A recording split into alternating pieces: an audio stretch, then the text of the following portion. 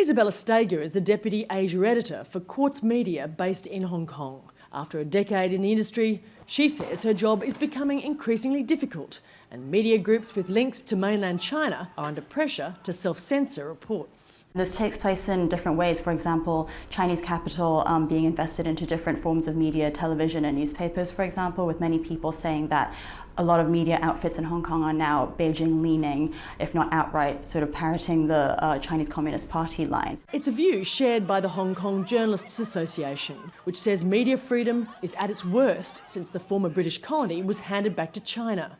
The 1997 deal gave the semi-autonomous territory freedom of speech until 2047. But with more than half of Hong Kong's media owners also members of political organisations on the mainland, critics say journalists are increasingly avoiding topics that could anger the Communist Party or jeopardise commercial interests in China. The kind of a tolerance of dissenting views, politically sensitive views, in particular those relating to Chinese sovereignty, Communist Party leadership, say the bad things about, say, President Xi Jinping have got more and more sensitive.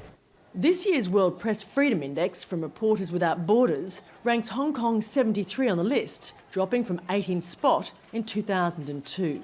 China ranks 177 out of 180 countries surveyed.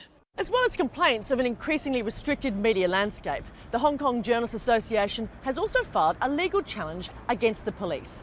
It's accusing them of using obstructive tactics on journalists covering the anti-government protests, including unnecessary and excessive force.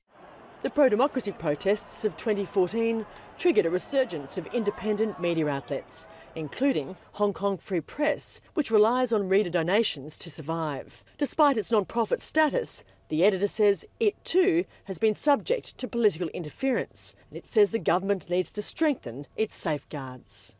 We have seen some pressure from the authorities and threats and things like that, but I have some faith that if we continue, to just report truthfully, and generally we stay out of these debates, we don't have an agenda, then we'll be able to carry on.